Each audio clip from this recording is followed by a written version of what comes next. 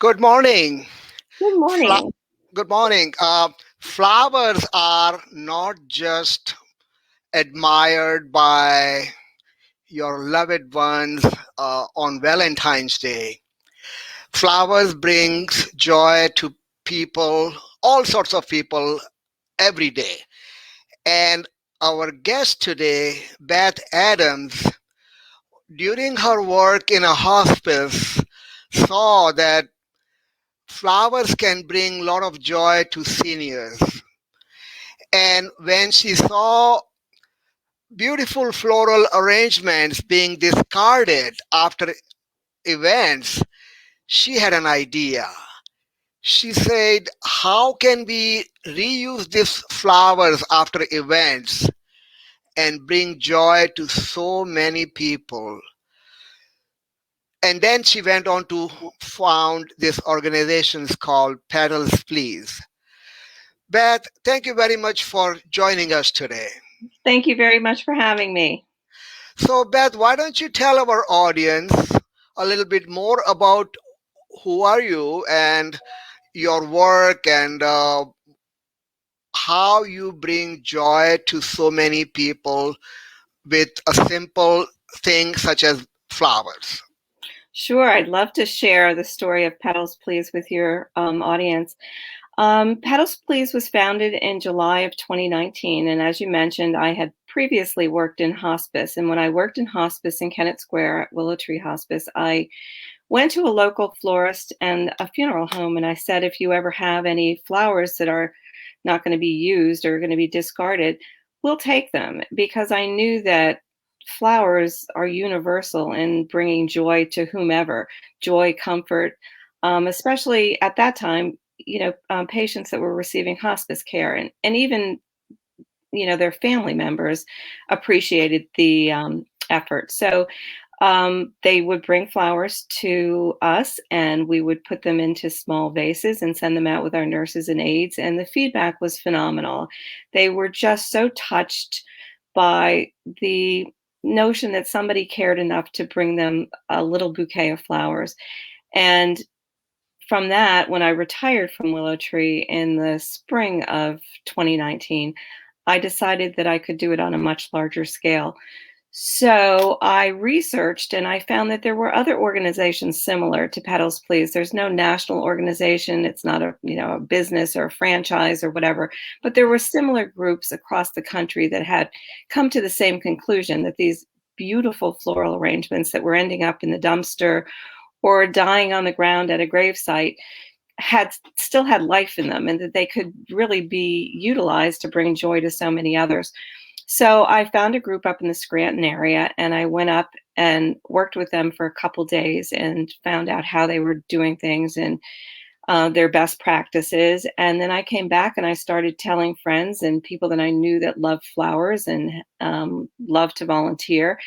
And we started out of my home. And I always tell the story that the very first donation we got, we sent the volunteer to a funeral home to pick up the arrangements. And when she pulled into our driveway, you couldn't even see her face. She had 25 enormous floral bouquets crammed into her car. And it was July, so I had to bring them all into my home and try and keep them cool until we could arrange them.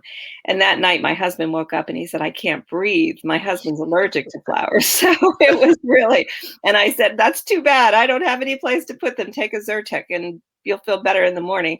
But anyway, we would arrange them in my driveway and on my backyard, and people would just show up and we'd make these great arrangements. And then we would gift them to residents of senior care communities, nursing homes, Meals on Wheels, hospice organizations, any place that we felt that the joy of flowers would be uplifting for the recipient. And the flowers themselves were somewhat of the vehicle for the friendly visit. We wanted to have that personal connection with people as we gifted the flowers. And that was just a beautiful experience when you handed a bouquet to somebody who couldn't believe that it was for them and had the chance to interact with them on a personal level. It was just a wonderful experience. So from that, we couldn't use my yard and driveway for long because it started to get dark early and it was raining, and it was just not feasible any longer.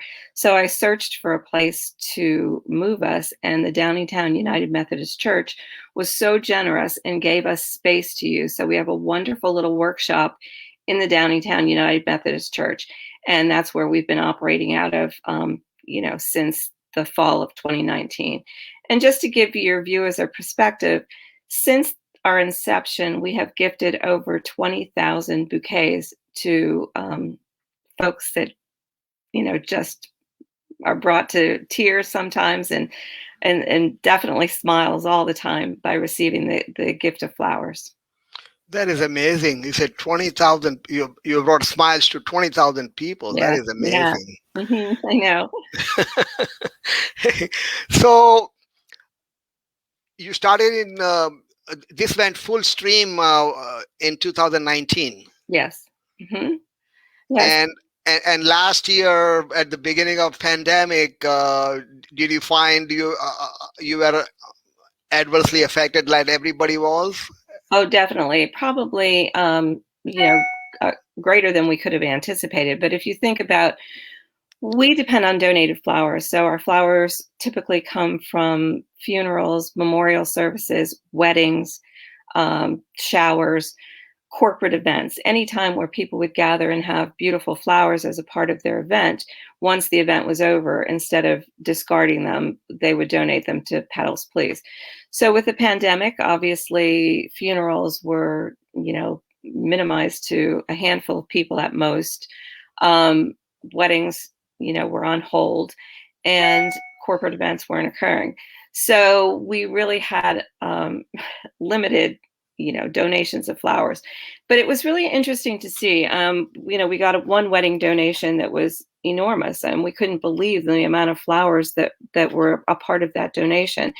And what we were told was the bride had originally planned on a wedding for a couple hundred people in Center City, Philadelphia, and moved it to Malvern, where she was able to have like 30 people at the wedding.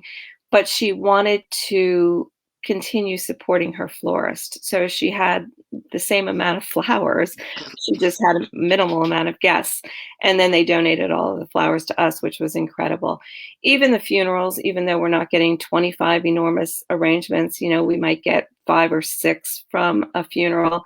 And again, these are works of art. When you see these arrangements, they're beautiful. And I often marvel at really the artistry of the florists. And I think how sad for them that this great work of art that they have created has minimal life at the event and then ends up in a dumpster. So the florists have been extremely supportive of our work as well, knowing that we take those flowers then and we deconstruct those arrangements, we rearrange them into small bouquets that can fit on the bedside table of a senior resident, and gift them. So, and they have, lots of times they have weeks of life left in them. So Right. it's amazing.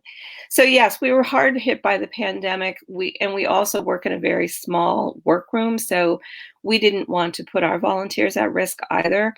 Mm-hmm. But at Christmas, for example, we gifted over 300 bouquets to senior care communities, and we did it creatively. We had volunteers go into the workroom one person at a time. We had volunteers who created their bouquets at home and then brought them into us. Local gardeners have been wonderful. When we put out the call in the summer that we needed their clippings because we didn't have flowers, they were going into their own gardens and clipping their flowers, dropping them off for us, and then we were making bouquets. So this weekend, we have just finished creating probably another 300 bouquets for Valentine's Day. So, we, through monetary donations that we have purchased some flowers because we didn't have the donations that we typically would have. But we also asked volunteers to do Valentines, and we had over 400 Valentines, handwritten Valentines and decorated Valentines, from preschool children all the way up to senior citizens who wanted to share some love and joy with those folks who have been very isolated and oftentimes lonely through this pandemic. So we had a Girl Scout who donated a couple cases of Girl Scout cookies. And we had the Mount Airy Lavender Farm in Coatesville that donated some beautiful floral arrangements. The Westchester Garden Club did about 50 or 60 arrangements for us. So it's definitely a community effort, and it's really been beautiful to see through the pandemic that so many people have stepped up to help us accomplish our mission, and we've done it in creative ways, and it's been really lovely. Yeah, and like you said, supporting local florists. Our community has been phenomenal in supporting our local businesses, local restaurants, and Mhm, uh, that is really the way we can help each other, mhm. and Absolutely. and that helps you continue to serve your clients. They are so to speak, uh, people that are seniors and other residents of the communities who can who love receiving the flowers. Oh, definitely. I mean, I always say I'm a very small cog in this wheel. I mean, it's definitely takes a community, not just the community of volunteers that we have, but the community at large. The funeral homes are wonderful when planning funerals with families. They'll ask them if they have any idea what they'd like to do with the flowers once the service is concluded, and give them this option. So they're helping us there. For weddings, wedding planners, florists, when they're doing the flowers with the brides, they'll often ask them also, what do you plan on doing with the flowers? And they'll guide them to us. For a bride and groom, what we like to tell them is that, basically, this is the first charitable act that they'll be doing as a married couple, is Right. donating their flowers to Petals Please. And what a beautiful way to start a Yeah. lifetime of love and joy by Mhm. sharing your joy. And I think when funeral flowers are donated, families love the fact that the memory of their loved one is then shared, with others who so greatly appreciate it. I know we were delivering flowers to senior care community, a nursing home, and I had some teenage volunteers with me, and they were handing them out. This was pre-pandemic when they could hand them out, and one of the volunteers handed a lovely woman a bouquet, and the woman burst into tears. And my volunteer, she was like, "Oh no, did I do something wrong?" And we went and asked her, what is it? And she said, "Oh no, these are tears of joy." She said, "This bouquet reminds me so much of my bridal bouquet." And it was just so heartwarming to see. I mean, you just don't know what memories flowers evoke when you think about your own life, and when you've received or when you've given flowers. It's such a wonderful feeling of being cared for and being thought of. So we're fortunate. Absolutely, that is such a beautiful sight to see. I don't Yeah. know if we have one quick other thing I wanted to mention is that we don't limit ourselves to seniors. I mean, we've gone with flowers to other things. When there was the shooting in Pittsburgh in the synagogues, we Right. made Right. Right. arrangements for all of the synagogues. Yeah. Yeah. We do a little program called Cup of Kindness for children in elementary school, which is a wonderful project. So we do more than just seniors. Great. Great. Helping members of the community and bringing joys to them. That is a very noble mission that you are on. Well, thank you. So, what is your message to the community? You mentioned how different ways they can help you. So, do you want to just summarize that and give a message to the community so that they can Sure. reach out to you, and how to reach out to you? Sure. I mean, I think, first of all, I'd like to say if you're planning any type of an event, or if you're having a memorial service or a funeral service, think about Petals, please. Think about where the flowers will go. We can't do what we do if we don't have flowers. So most certainly, we depend on the flowers. But we also, almost everything that we have is donated or recycled. So we depend on donations of small vases, and I emphasize small. I think through the pandemic, everybody's cleaning out their cupboards and trying to get rid of things, but we have to use small things. I think if you think a pint-sized mason jar, that's kind of the ideal size. We also take tin cans. We like tin cans. We have people that decorate them, and they're wonderful to put the flowers in. plastic peanut butter jars, things like that. Some of the communities that we serve will not take glass, so we depend on the tin cans and the plastic jars for those folks. We also, we also have opportunities for volunteers. I mean, right now, because of the pandemic, we're kind of working on a limited scale, but when things open up, we invite people to go to our website, which is petalsplease.org. And there is a sign up form for volunteers right now. As I said, it's frozen because we aren't doing enough, that we need more volunteers. But once we do get going again, we not only have people arranging, but we have people delivering, we have people picking up flowers, we have people working on fundraising, we have social media volunteers. So there's lots of opportunities. Some people will say, I'd love to be a part of it, but I can't arrange flowers. Well, that's only a part of what we do. So we can use you for other things. We recycle everything. So, things are coming in and things are going out. So, get a hold of us either through our website or on our Facebook page. And we'd love to talk to you if you have an interest in being involved in Petals Please. Great. I think that is a great cause, and I certainly encourage our viewers to reach out to you and uh, help you in any way they can, and so that you can continue to do the arranging and sending out these flowers to bring smiles to the people. Uh, so I just want to tell our viewers that uh, definitely support our small local community organizations like Petals Please, and also support local small businesses like florists and bridal organizers, and different event organizers, restaurants.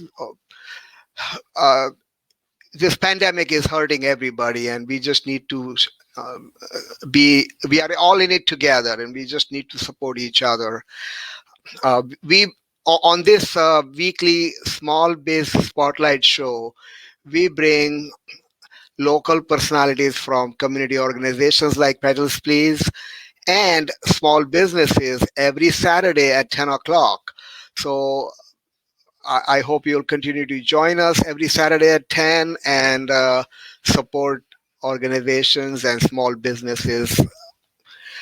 So, Beth, I thank you again for joining us today. We will be in touch, and we'll see how we can work together on different opportunities to assist in the project that you're working on. Thank you so much for having me. Thank you. Have a good day. You too. Bye bye.